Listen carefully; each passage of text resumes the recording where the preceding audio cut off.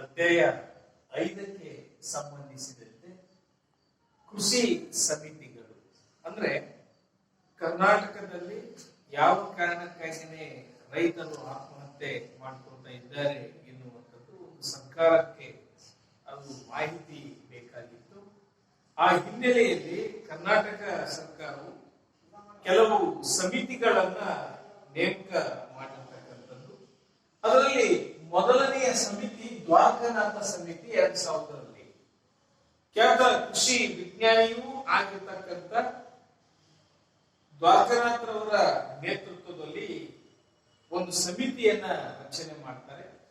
ಆ ಸಮಿತಿ ವಿಶೇಷವಾಗಿ ಕರ್ನಾಟಕದಲ್ಲಿ ಬಿಟಿ ತಳಿ ಹತ್ತಿಯ ಒಂದು ಪರೀಕ್ಷೆ ಹಾಗೆ ಹೈಬ್ರಿಡ್ ಭತ್ತದ ಒಂದು ಪಾತ್ರ, ವಿಶೇಷವಾಗಿ ಜೈವಿಕ ತಂತ್ರಜ್ಞಾನವನ್ನ ಉಪಯೋಗಿಸಿ ಬೆಳೆಯುವಂತ ಒಂದು ಅದರಿಂದ ಆಗ್ತಕ್ಕಂಥ ಲಾಭ ಅಂದ್ರೆ ಒಟ್ಟಾರೆಯಾಗಿ ಬಿಟಿ ಹತ್ತಿ ತಳಿ ಮತ್ತು ಒಂದು ಹೈಬ್ರಿಡ್ ಭತ್ತದ ಬಗ್ಗೆ ರೈತರಿಗೆ ಅನುಭವಿಸುವಂತ ಹೊಸ ಸವಾಲುಗಳನ್ನು ಹೇಗೆ ಎದುರಿಸಿ ಹೆಚ್ಚು ಬೆಳೆಯನ್ನ ಬೆಳೆದು ಹೆಚ್ಚುವರಿ ಲಾಭವನ್ನ ಪಡ್ಕೋಬೇಕು ಎನ್ನುವಂತ ಆಧಾರದ ಮೇಲೆ ಜಿಕೆ ದ್ವಾರಕಾನಾಥ ಸಮಿತಿಯು ಸಾಕಷ್ಟು ಮಾಹಿತಿಯನ್ನ ಕೊಡುವ ಮೂಲಕವಾಗಿ ಅಲ್ಲಿ ಜೈವಿಕ ತಂತ್ರಜ್ಞಾನವನ್ನು ಬೆಂಬಲಿಸಿರ್ತಕ್ಕಂಥದ್ದು.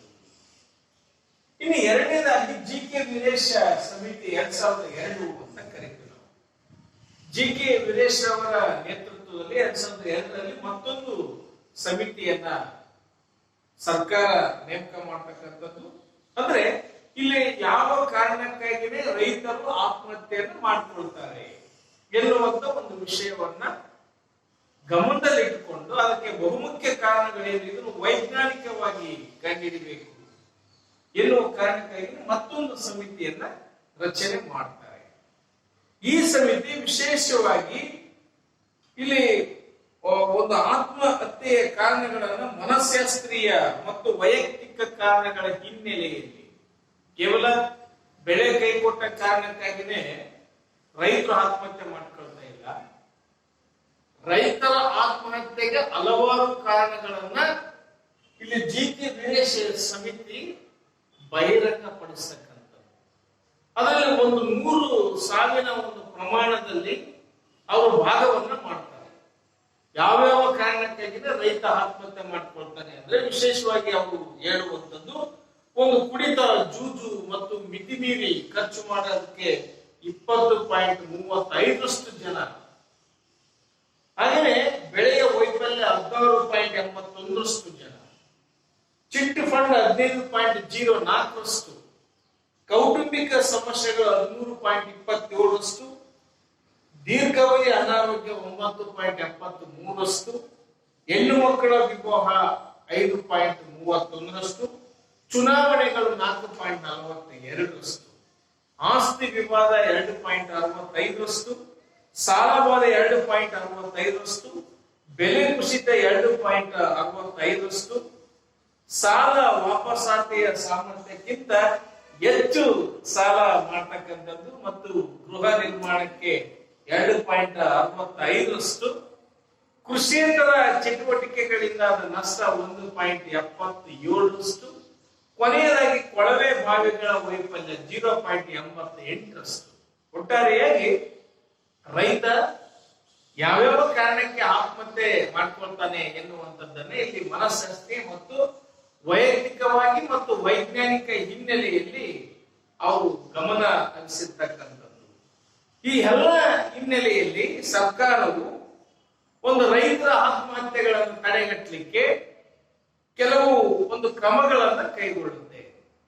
ಅಂದ್ರೆ ಇವೆರಡು ಸಮಿತಿಗಳನ್ನ ಗಮನದಲ್ಲಿಟ್ಟುಕೊಂಡು ಸರ್ಕಾರ ರೈತರ ಆತ್ಮಹತ್ಯೆಯನ್ನ ತಡೆಯಲಿಕ್ಕೆ ಯಾವ ಯಾವ ಕಾರ್ಯಕ್ರಮಗಳನ್ನು ಜಾರಿಗೆ ತರಬೇಕು ಎನ್ನುವಂತ ಹಿನ್ನೆಲೆಯಲ್ಲಿ ಕೆಲವು ವಿಶೇಷವಾಗಿರ್ತಕ್ಕಂಥ ಒಂದು ಕ್ರಮಗಳನ್ನ ಅವರು ಮಂಡಿಸ್ತಾರೆ ಮತ್ತು ಜಾರಿಗೆ ತರ್ತಾರೆ. ಅದರಲ್ಲಿ ವಿಶೇಷವಾಗಿ ಸಾಲ ಮನ್ನಾ ಮತ್ತು ವಿನಾಯಿತಿ ಎನ್ನುವಂಥದ್ದು. ರೈತರ ಸಾಲ ಮನ್ನಾ ಉದಾಹರಣೆಯಾಗಿ ಇಲ್ಲಿ 2007 2008ರ ಸಾಲಿನಲ್ಲಿ 25,000ರಷ್ಟು ಯಾರು ರೈತರು ಸಾಲ ಮಾಡಿರ್ತಾರೆ ಅದು ಸಂಪೂರ್ಣ ಬಡ್ಡಿ ಮತ್ತು ಅಸಲು ಮನ್ನಾ. ಹಾಗೆಯೇ 25,000ಕ್ಕಿಂತ ಯಾರು ಹೆಚ್ಚು ಸಾಲ ಮಾಡಿರ್ತಾರೆ ಅವ್ರಿಗೆ ಬಡ್ಡಿ ಮನ್ನಾ ಕೆಲವು ರಿಯಾಯಿತಿಗಳನ್ನ ಇಲ್ಲಿ ನೀಡಿರ್ತಕ್ಕಂಥದ್ದು 2008 ಮಾರ್ಚ್ 31ಕ್ಕೆ ಮುನ್ನ ಇದನ್ನ ಬಡ್ಡಿಯನ್ನ ಮನ್ನಾ ಮಾಡತಕ್ಕಂತ ಒಂದು ವಿಶಿಷ್ಟವಾಗಿರುವಂತಹ ಯೋಜನೆ ತಂದ ಮೇಲೆ ಅನೇಕ ರೈತರು ಸಾಲದಿಂದ ಮುಕ್ತಿಯನ್ನ ಪಡ್ಕೊಂಡ್ರು ಮತ್ತು ಬಡ್ಡಿಯಿಂದ ಮುಕ್ತಿಯನ್ನ ಪಡ್ಕೊಂಡ್ರು.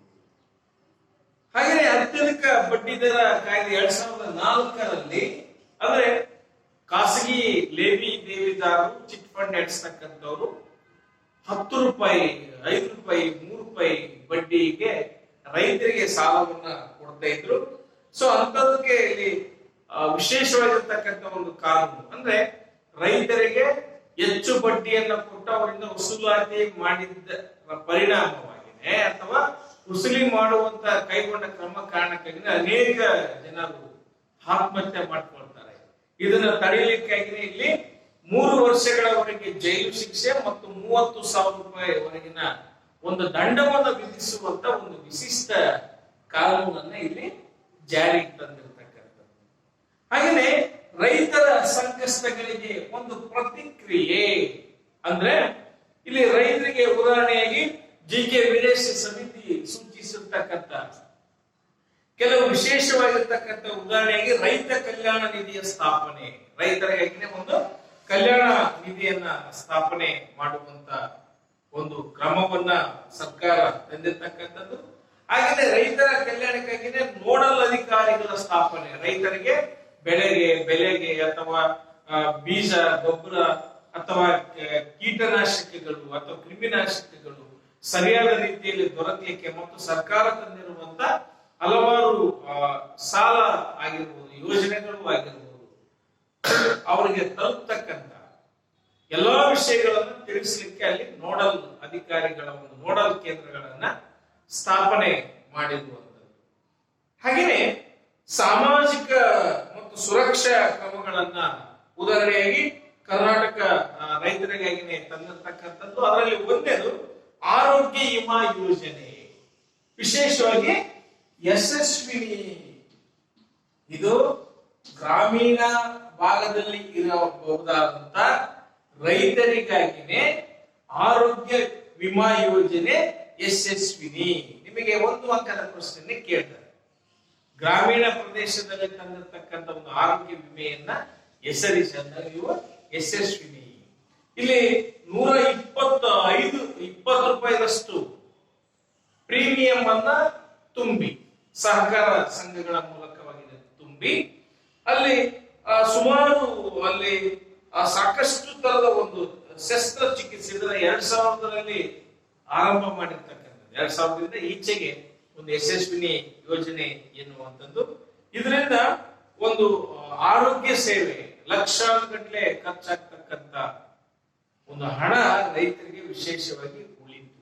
ಅಲ್ಲಿ ರೈತ ಒಂದು ಸಂದರ್ಭದಲ್ಲಿ ಅವನು ಉಳಿಮೆ ಮಾಡುವಂತ ಸಂದರ್ಭದಲ್ಲಿ ಹಾವು ಅಥವಾ ವಿಷಮ ಶೀತ ಪ್ರಾಣಿಗಳು ಕಚ್ಚಿದಾಗ ಅಥವಾ ಅಲ್ಲಿ ಸಂಭವಿಸ್ತಕ್ಕಂಥ ಒಂದು ಅವಘಡಗಳಿಗೆ ಅಥವಾ ವೈಯಕ್ತಿಕ ಯಾವುದೇ ಕಾಯಿಲೆ ಬಂದರೂ ಕೂಡ ಅಲ್ಲಿ ಸರ್ಕಾರ ಅವರಿಗೆ ಒಂದು ಯಶಸ್ವಿನಿ ಯೋಜನೆಯ ಮೂಲಕವಾಗಿನ ಆರೋಗ್ಯ ಸುಧಾರಿಸಲಿಕ್ಕೆ ಒಂದು ಸೂಕ್ತ ಕ್ರಮ ಕೈಗೊಂಡಿರ್ತಕ್ಕಂಥದ್ದು.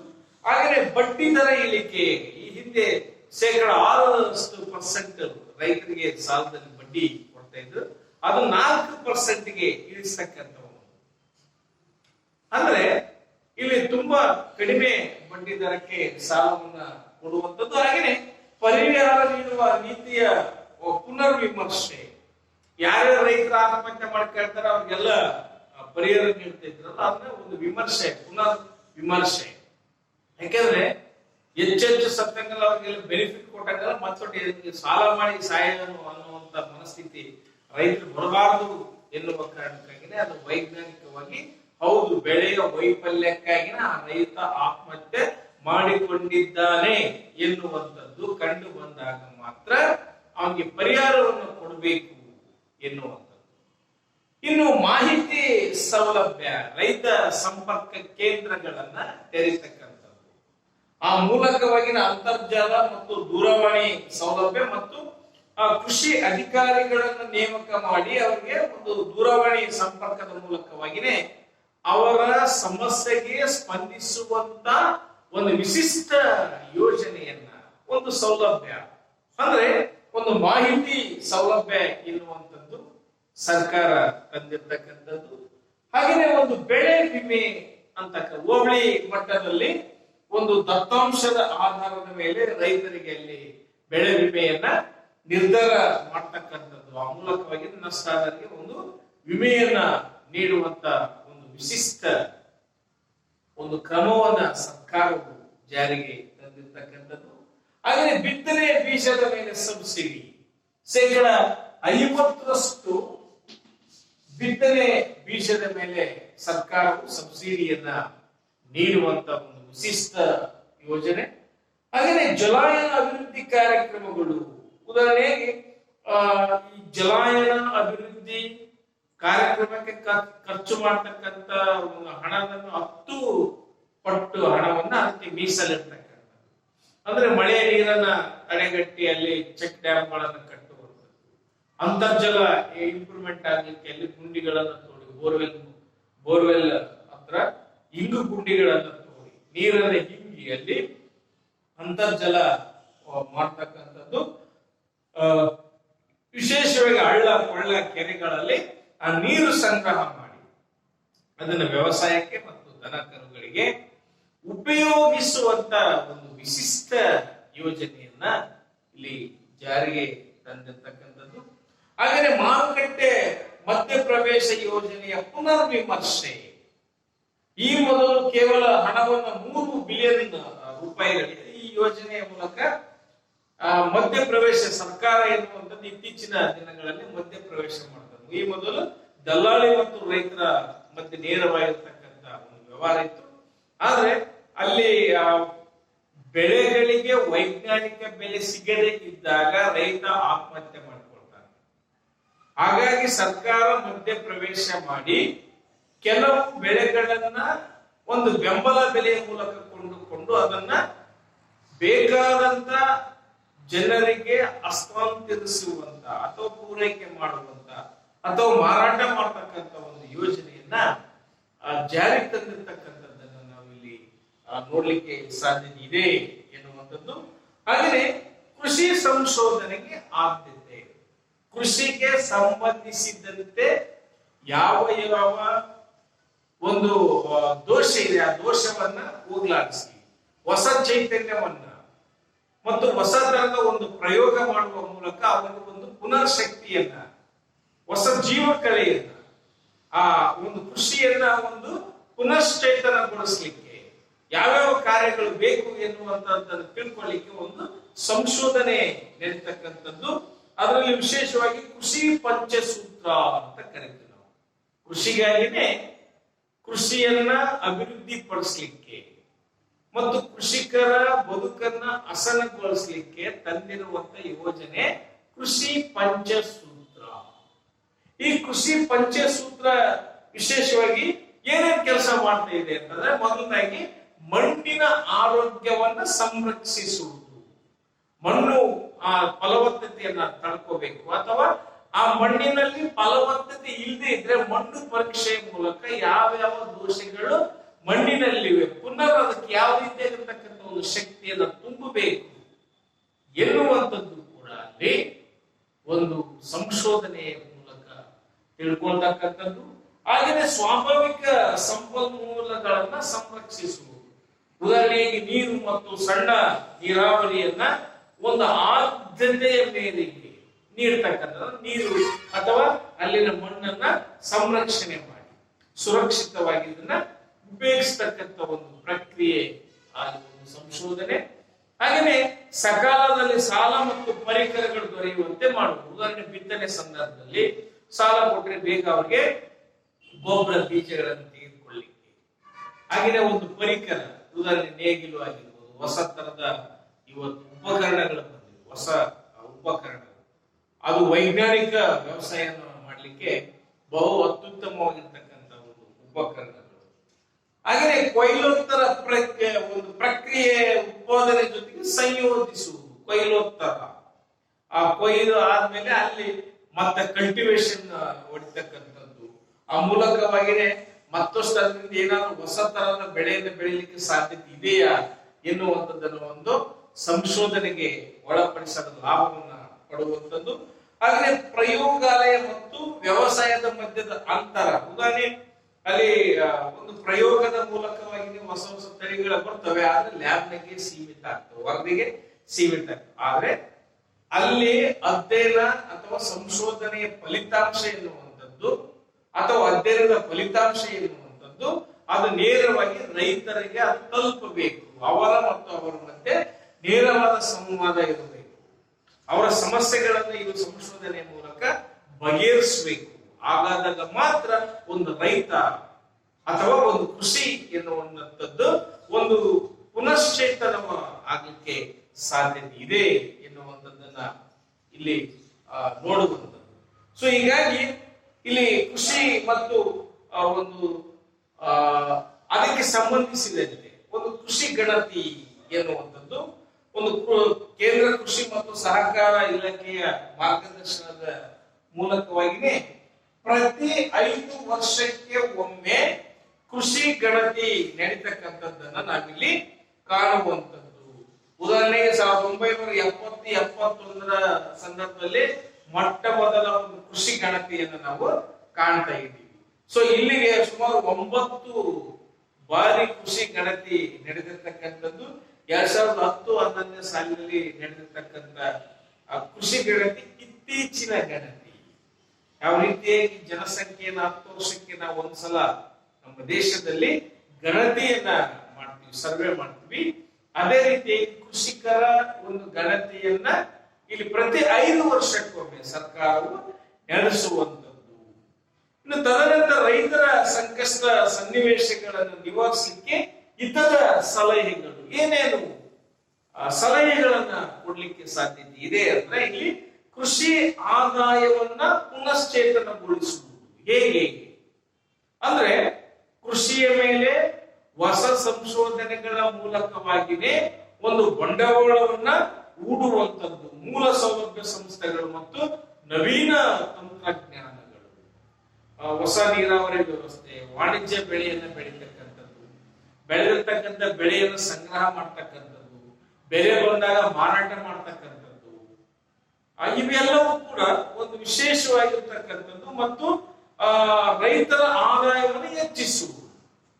ಪಾಶ್ಚಿಮಾತ್ಯ ದೇಶಗಳಲ್ಲಿ ಹೆಚ್ಚು ಟೊಮಾಟ ಬೆಳೆದಾಗ ಟೊಮಾಟ ಸಾಸ್ ಮಾಡಿ ಅದನ್ನ ಸಂಗ್ರಹ ಮಾಡಿ ಬೇರೆ ಬೇರೆ ದೇಶಕ್ಕೆಲ್ಲ ಮಾರಾಟ ಮಾಡ್ತಾರೆ. ಆದ್ರೆ ನಮ್ಮಲ್ಲಿನ ರೈತರು ಟೊಮಾಟೋವನ್ನು ಹೆಚ್ಚು ಬೆಳೆದಾಗ ನಾವು ಬೀದಿಗೆ ಸುರಿತೀವಿ. ಆ ತರದ ಒಂದು ವೈಜ್ಞಾನಿಕ ಚಿಂತನೆ ಆ ಮೂಲಕವಾಗಿನೇ ಅಲ್ಲಿ ಪುನರ್ ಆ ತರದ ಒಂದು ಶಕ್ತಿ. ಉದಾಹರಣೆ ಇಸ್ರೇಲ್ ಮಾದರಿಯ ಒಂದು ಕೃಷಿ, ಚೀನಾ ಮಾದರಿಯ ಒಂದು ಕೃಷಿ ಅಂದ್ರೆ ಕಡಿಮೆ ಅವಧಿಯಲ್ಲಿ ಹೆಚ್ಚು ಬೆಳೆಯನ್ನ ಬೆಳೆದು ಅದು ವೈಜ್ಞಾನಿಕ ಮತ್ತು ಒಂದು ಪೌಷ್ಟಿಕ ಆಹಾರವನ್ನ ಬೆಳೆದು ಅದಕ್ಕೆ ವಿತರಿಸುವಂತ ಒಂದು ಕ್ರಮ ಕೂಡ ಬಹುಮುಖ್ಯ. ಹಾಗೆಯೇ ಗ್ರಾಮಗಳಲ್ಲಿ ಸಾಮಾಜಿಕ ಸುಧಾರಣೆ, ಉದಾಹರಣೆಯಾಗಿ ಜನನದ ಸಂದರ್ಭದಲ್ಲಿ, ವಿವಾಹದ ಸಂದರ್ಭದಲ್ಲಿ, ಆಗಿನ ಹಬ್ಬ ಹರಿದಿನಗಳಲ್ಲಿ ಮತ್ತು ಇತರೆ ಒಂದು ಯಾವುದಾದ್ರೂ ವಿಶೇಷ ದಿನಗಳಲ್ಲಿ ರೈತರು ಅಗತ್ಯಕ್ಕಿಂತ ಹೆಚ್ಚು ಹಣವನ್ನ ಖರ್ಚು ಮಾಡ್ತಾರೆ. ಸೊ ಅನಗತ್ಯ ವೆಚ್ಚವನ್ನ ಮಾಡುವುದನ್ನ ನಿಲ್ಲಿಸಲಿಕ್ಕೆ ಅವ್ರಿಗೊಂದು ಜಾಗೃತಿಯನ್ನ, ಒಂದು ಸಾಮಾಜಿಕ ಸುಧಾರಣೆಯನ್ನ ಒಂದು ಕೃಷಿಯ ಕಾರಣಕ್ಕಾಗಿ, ಕೃಷಿಯ ವಲಯಕ್ಕೆ ಮುಟ್ಟಬೇಕು ಎನ್ನುವ ಕಾರಣಕ್ಕಾಗಿ ಪ್ರತಿ ಗ್ರಾಮೀಣ ಪ್ರದೇಶದಲ್ಲಿ ಪಂಚಾಯಿತಿ ಮತ್ತು ತಾಲೂಕು ಮಟ್ಟದ ಅಧಿಕಾರಿಗಳ ಮೂಲಕ ಅಥವಾ ನೋಡಲ್ ಅಧಿಕಾರಿಗಳ ಮೂಲಕ ರೈತರಿಗೆ ವಿಶೇಷವಾದ ಆ ರೀತಿಯ ಜಾಗೃತಿಯನ್ನ ಮೂಡಿಸುವಂಥದ್ದು. ಯಾಕೆಂದ್ರೆ ಹಣ ಎನ್ನುವಂಥದ್ದು ಖರ್ಚು ಮಾಡೋದು ಸುಲಭ, ಆದ್ರೆ ಸಂಗ್ರಹ ಮಾಡೋದು ತುಂಬಾ ಕಠಿಣ. ಆದ್ರೆ ಇವೆಲ್ಲವೂ ಕೂಡ ಹೋಗ್ಬೇಕು. ಆ ಕಾರಣಕ್ಕಾಗಿ ಖರ್ಚನ್ನ ನಾವು ಕಡಿಮೆ ಮಾಡಬೇಕು ಎನ್ನುವಂತ ಒಂದು ದೂರ ದೃಷ್ಟಿಯಿಂದ. ಹಾಗೆಯೇ ಆ ಸಮುದಾಯ ಆಧಾರಿತ ಅಭಿವೃದ್ಧಿ ಯೋಜನೆ ಎನ್ನುವಂಥದ್ದನ್ನ ಇಲ್ಲಿ ನಾವು ಕಾಣುವಂಥದ್ದು. ಸಮುದಾಯ ಅಭಿವೃದ್ಧಿ ಯೋಜನೆ ಅಂದ್ರೆ ಒಂದು ಸಮುದಾಯವು ಅಭಿವೃದ್ಧಿ ಆಗ್ಬೇಕಾದ್ರೆ ವಿಶೇಷವಾಗಿ ಅಲ್ಲಿ ಯೋಜನೆಯ ಒಂದು ಜಾರಿ ಕಾರ್ಯನಿರ್ವಹಣೆ ಮತ್ತು ಕೇಂದ್ರದ ಹಿಡಿತದಿಂದ ಸಾಮಾಜಿಕ ಸಂಘಟನೆ ವಿಶೇಷವಾಗಿ ಸ್ಥಳೀಯ ವಸ್ತುಗಳನ್ನ ಒದಗಿಸ್ತಕ್ಕಂಥದ್ದು, ಸೇವೆಯನ್ನ ಒದಗಿಸ್ತಕ್ಕಂಥದ್ದು, ನೈಸರ್ಗಿಕ ಸಂಪನ್ಮೂಲಗಳ ನಿರ್ವಹಣೆಯನ್ನ ಮಾಡುವಂಥದ್ದು, ಇವೆಲ್ಲವೂ ಕೂಡ ಬಹಳಷ್ಟು ಮುಖ್ಯ. ಹೀಗಾಗಿ ಇಲ್ಲಿ ವಿಶೇಷವಾದ ಒಂದು ರೈತರಿಗಾಗಿನೇ ಒಂದು ಇತರೆ ಒಂದು ಸನ್ನಿವೇಶವನ್ನ ಸೃಷ್ಟಿ ಮಾಡುವ ಮೂಲಕವಾಗಿನೇ ರೈತರಲ್ಲಿ ಇರಬಹುದಾದಂತ ಒಂದು ಅವೈಜ್ಞಾನಿಕ ಮನೋಭಾವನೆಗಳನ್ನ ಹೋಗಲಾಡಿಸಿ ಪ್ರಸ್ತುತ ಕಾಲವು ಸುಧಾರಿಸಿದಂತೆ ಹೊಸ ಹೊಸ ವಿಧಾನಗಳು ಬಂದವುಗಳನ್ನ ಅವರಿಗೆ ತಿಳಿಸುವ ಮೂಲಕ ಅವುಗಳನ್ನ ತಮ್ಮ ಕೃಷಿಯಲ್ಲಿ ಅಳವಡಿಸಿಕೊಳ್ಳುವ ಮೂಲಕ ಪುನರ್ಶಕ್ತಿಯನ್ನ ಪಡ್ಕೊಂಡು ಯಾವ ರೀತಿಯಾಗಿ ಆದಾಯವನ್ನ ಹೆಚ್ಚಿಸಬೇಕು ಎನ್ನುವಂಥದ್ದು ಕೂಡ ಸರ್ಕಾರ ಮತ್ತು ವಿಜ್ಞಾನಿಗಳು ನಿರಂತರವಾಗಿ ಶ್ರಮವನ್ನ ಆಗ್ತಕ್ಕಂಥದ್ದನ್ನ ನಾವಿಲ್ಲಿ ಕಾಣುವಂಥದ್ದು. ಸೊ ಹೀಗಾಗಿ ಇಲ್ಲಿ ಕೃಷಿ ಮತ್ತು ಕೃಷಿಗೆ ಸಂಬಂಧಿಸಿರ್ತಕ್ಕಂಥ ಒಂದು ವಿಶಿಷ್ಟವಾಗಿರುವಂತ ಒಂದು ಯೋಜನೆಗಳನ್ನ ನಾವು ನೋಡಿರ್ತಕ್ಕಂಥದ್ದು. ನಿಮಗೆ ಇಲ್ಲಿ ಸಾಕಷ್ಟು 1 ಅಂಕದ ಪ್ರಶ್ನೆಯನ್ನ ಮತ್ತು 2 ಅಂಕದ ಪ್ರಶ್ನೆಗಳನ್ನ ನಿಮಗೆ ಇಲ್ಲಿ ಕೇಳುವಂಥದ್ದು. ಉದಾಹರಣೆಯಾಗಿ ಯಶಸ್ವಿನಿ ಯೋಜನೆ ಗ್ರಾಮೀಣ ಪ್ರದೇಶದಲ್ಲಿ ತಂದಿರ್ತಕ್ಕಂಥ ಯಾವುದಾದ್ರೂ ಒಂದು ಆರೋಗ್ಯ ವಿಮೆ ಹೆಸರಿಸಿ ಯಶಸ್ವಿನಿ ಮತ್ತು ವಿಶೇಷವಾಗಿ ರೈತರಿಗಾಗಿನೇ ತಂದಿರ್ತಕ್ಕಂಥದ್ದು 2000 ಈಚೆಗೆ ರೈತರಿಗಾಗಿನೇ ತಂದಿರ್ತಕ್ಕಂಥದ್ದು ಕೇವಲ 120 ರೂಪಾಯಿ ಒಂದು ಪ್ರೀಮಿಯಂ ಮೊತ್ತವನ್ನು ತುಂಬಿದ್ದರೆ ಅಲ್ಲಿ ಆ ವ್ಯಕ್ತಿ ಅನೇಕ ಕಾಯಿಲೆಗಳಿಗೆ ಆ ಒಂದು ಸುಸಜ್ಜಿತವಾಗಿರ್ತಕ್ಕಂಥ ಆಸ್ಪತ್ರೆಯಲ್ಲಿ ಅತ್ಯುತ್ತಮವಾಗಿರ್ತಕ್ಕಂಥ ಒಂದು ತಪಾಸಣೆ ಮತ್ತು ಶಸ್ತ್ರಚಿಕಿತ್ಸೆ ಹಾಗೂ ಅದರಿಂದ ಒಂದು ಚಿಕಿತ್ಸೆಯನ್ನ ಪಡೆಯಲಿಕ್ಕೆ ಒಂದು ಅಗತ್ಯ. ಹಾಗೆಯೇ ಕೃಷಿ ಸುಧಾರಿಸಲಿಕ್ಕೆ ರಚಿತವಾಗಿರುವಂತ ಯಾವುದಾದರೂ ಸಮಿತಿಗಳನ್ನ ಹೆಸರಿಸಿ ಅಂತ ಕೇಳ್ತಾರೆ. ಕೃಷಿಯ ಸಮಿತಿಗಳು, ಯಾವುದಾದ್ರೂ ಕೃಷಿಯ ಸಮಿತಿಯನ್ನು ಹೆಸರಿಸಿ. ಅಲ್ಲಿ ನೀವು ದ್ವಾರಕನಾಥ ಸಮಿತಿ ಅಥವಾ ಯಾವುದಾದ್ರೂ ಒಂದು ಕೃಷಿ ಸಮಿತಿಯನ್ನು ಹೆಸರಿಸಿ ಅಂದಾಗ ದ್ವಾರಕನಾಥ ಸಮಿತಿ 2000 ಮತ್ತು ಜಿ.ಕೆ. ವೀರೇಶ ಸಮಿತಿ 2002 ಇವೆರಡೂ ಕೂಡ ಬಹಳ ವಿಶಿಷ್ಟ. ಒಂದು ಇಲ್ಲಿ ದ್ವಾರಕನಾಥ ಸಮಿತಿ ಬಿಟಿ ತಳಿ ಹತ್ತಿ, ಅವಾಗ ಬಿಟಿ ತಳಿ ಹತ್ತಿ ಬೆಳೆದಿರ್ತಕ್ಕಂಥ ಜನರು ರೇಟ್ ಸಿಗದಿದ್ದಾಗ ಅಥವಾ ಅದರಲ್ಲಿ ಇಳುವರಿ ಬರದೇ ಇರುವ ಕಾರಣಕ್ಕಾಗಿ ಅನೇಕ ಜನ ಆತ್ಮಹತ್ಯೆಯನ್ನು ಮಾಡ್ತಾರೆ. ಸೊ ಅದರ ಒಂದು ವೈಫಲ್ಯವನ್ನು ಕಂಡುಹಿಡಿಯಲಿಕ್ಕಾಗಿ ಸಂಶೋಧನೆಗಳು ನಡೆದವು. ಮತ್ತು ವಿಶೇಷವಾಗಿ ಹೈಬ್ರಿಡ್ ಭತ್ತ ಅಂದ್ರೆ ಹೈಬ್ರಿಡ್ ಭತ್ತದ ಮೂಲಕವಾಗಿ ಹೆಚ್ಚು ಇಳುವರಿ, ಕಡಿಮೆ ಅವಧಿಯಲ್ಲಿ ಕಡಿಮೆ ನೀರನ್ನ ಉಪಯೋಗಿಸಿ ಹೆಚ್ಚು ಭತ್ತವನ್ನ ಬೆಳೀತಕ್ಕಂಥ ಒಂದು ಟೆಕ್ನಾಲಜಿಯನ್ನ ಅಲ್ಲಿ ಅಧ್ಯಯನ ಮಾಡಿ ಅದರಿಂದ ಆಗಬಹುದಾದಂತ ಲಾಭಗಳನ್ನ ರೈತರಿಗೆ ತಿಳಿಸಿದ್ರು. ಸೊ ಅದನ್ನ ಆ ಮೂಲಕವಾಗಿ ಬೆಂಬಲಿಸಿದ್ರು. ಹಾಗೆ ಜಿ.ಕೆ. ವೀರೇಶ ಸಮಿತಿ ವಿಶೇಷವಾಗಿ ಹಲವು ಮುಚ್ಚಿದ ವ್ಯವಸ್ಥೆಯಲ್ಲಿರ್ತಕ್ಕಂಥ ಅನೇಕ ಅಸತ್ಯಗಳನ್ನ ಆಚೆ ತಂದು ಕೇವಲ ಬೆಳೆ ಕೈ ಕೊಟ್ರೆ ಮಾತ್ರ ರೈತ ಸಾಯಲ್ಲ, ರೈತರಿಗೆ ಅನೇಕ ತರದ ಮೂಲಭೂತ ಸಮಸ್ಯೆಗಳಿವೆ. ಆ ಸಮಸ್ಯೆಯನ್ನ ಆದಷ್ಟು ರೈತ ತಾನೇ ಬಗೆಹರಿಸ್ಕೋಬೇಕು. ಕುಡಿತ, ಜೂಜು ಅಥವಾ ವಿವಾಹ, ಜನನ ಮರಣದ ಸಂದರ್ಭದಲ್ಲಿ ಅನಗತ್ಯವಾಗಿ ಅಗತ್ಯಕ್ಕಿಂತ ಹೆಚ್ಚು ಹಣವನ್ನ ಖರ್ಚು ಮಾಡ್ತಕ್ಕಂಥದ್ದು.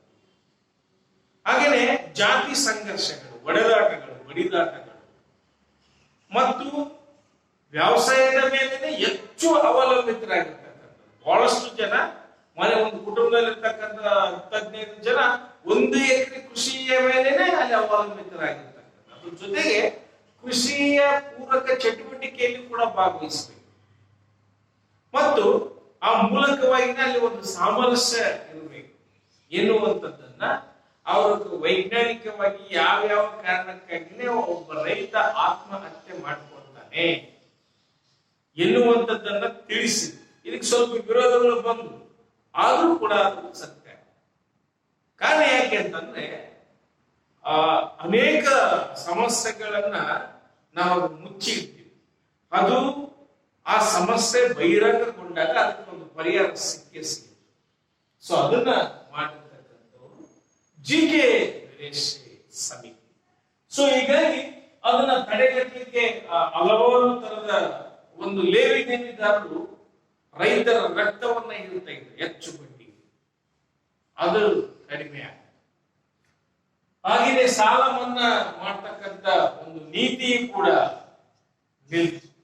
ಜೊತೆಗೆ ರೈತರ ಸಂಕಷ್ಟಗಳಿಗೆ ಒಂದು ಪ್ರತಿಕ್ರಿಯೆ ಎನ್ನುವಂಥದ್ದು ಅನೇಕ ತರದ ಒಂದು ಸಲಹೆ ಸೂಚನೆಗಳು ಕೂಡ ಇಲ್ಲಿ ಸಿಕ್ಕು ಎನ್ನುವಂಥದ್ದನ್ನು ನಾವಿಲ್ಲಿ ಕಾಣುವಂಥದ್ದು. ಹೀಗಾಗಿ ಇಲ್ಲಿ ಬಹಳಷ್ಟು ಮುಖ್ಯವಾಗಿರುವಂತ ಒಂದು ಸಂಗತಿ ಅಂತಂದ್ರೆ ಒಂದು ರೈತ ದೇಶದ ಬೆನ್ನೆಲುಬು ಅಂತ ಕರಿತೀವಿ. ಇವತ್ತು ರೈತ ಬೆಳೆದಿರ್ತಕ್ಕಂಥ ಅನ್ನವನ್ನು ನಾವೆಲ್ಲರೂ ಕೂಡ ಊಟ ಮಾಡ್ತಾ ಇದ್ದೀವಿ. ರೈತ ಇವತ್ತು ದಿನಪ್ರತಿಯಾಗಿ ಬೆವರು ಸುರಿಸಿ ಅವನು ದುಡಿತಾರೆ. ಸೊ ಅವನಿಗೆ ಒಂದು ವೈಜ್ಞಾನಿಕವಾಗಿರ್ತಕ್ಕಂಥ ಒಂದು ಬೆಲೆ ಬರಬೇಕು. ಆ ಬೆಳೆಗಳಿಗೆ ಸರಿಯಾದ ರೀತಿ ಬೆಲೆ ಸಿಗಬೇಕು. ಸಿಕ್ಕಾಗ ಒಬ್ಬ ರೈತ ಒಂದು ಪ್ರಗತಿ ಆಗ್ಲಿಕ್ಕೆ ಆ ಮೂಲಕವಾಗಿನೇ ನಮ್ಮ ದೇಶದ ಸಂಪತ್ತು ಎನ್ನುವಂಥದ್ದು ಹೆಚ್ಚಳ ಆಗ್ಲಿಕ್ಕೆ, ಆ ಮೂಲಕವಾಗಿನೇ ನಮ್ಮ ದೇಶ ಒಂದು ಆಹಾರ ಪೂರೈಕೆ ಅಥವಾ ಆಹಾರ ಕ್ಷೇತ್ರದಲ್ಲಿ ಒಂದು ಸ್ವಯಂ ಪರಿಪೂರ್ಣತೆಯನ್ನ ಕಾಣಲಿಕ್ಕೆ ಸಾಧ್ಯತೆ ಇದೆ ವಿನಃ ನಾವು ಕೇವಲ ಒಂದು ಯಾವುದೋ ವ್ಯವಸಾಯ ಮಾಡುವ ಕಾರಣಕ್ಕಾಗಿನೇ ವ್ಯವಸಾಯ ಮಾಡುವಂತದ್ದಲ್ಲ ಮತ್ತು ಕೇವಲ ಲಾಭ ರಹಿತವಾಗಿರ್ತಕ್ಕಂಥ ಬೆಳೆಯನ್ನು ಬೆಳೆಯುವಂತದ್ದು ಅಲ್ಲ.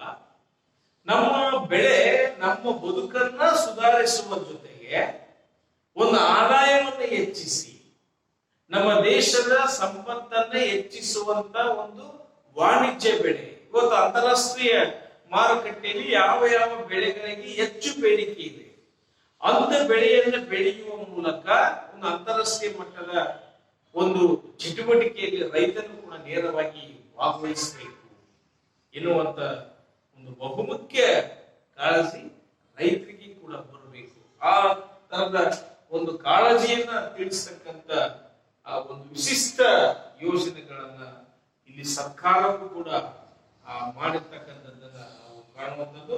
ಹಾಗೆಯೇ ಮುಂದಿನ ತರಗತಿಯಲ್ಲಿ ಗ್ರಾಮೀಣ ಅಭಿವೃದ್ಧಿ ಕಾರ್ಯಕ್ರಮಗಳ ಬಗ್ಗೆ ಮತ್ತಷ್ಟು ವಿಷಯಗಳನ್ನ ಚರ್ಚಿಸಬಹುದು ಎನ್ನುವಂಥದ್ದು. ಇಲ್ಲಿ ತನಕ ಹೇಳಿರ್ತಕ್ಕಂಥ ಒಂದು ವಿಷಯವನ್ನ ನೀವು ವೈಜ್ಞಾನಿಕವಾಗಿ ಚೆನ್ನಾಗಿ ಅದನ್ನು ಗಮನಿಸಿ ಪದೇ ವಿಡಿಯೋ ನೋಡಿ ಅದನ್ನ ಅಧ್ಯಯನ ಮಾಡಿದ್ರೆ ಖಂಡಿತವಾಗಿ ಕೂಡ ಇದು ಒಳ್ಳೆಯ ಸುಲಭವಾಗಿ ನಮಗೆ ಅರ್ಥ ಆಗತಕ್ಕಂಥ ಒಂದು ಪರಿಕಲ್ಪನೆ.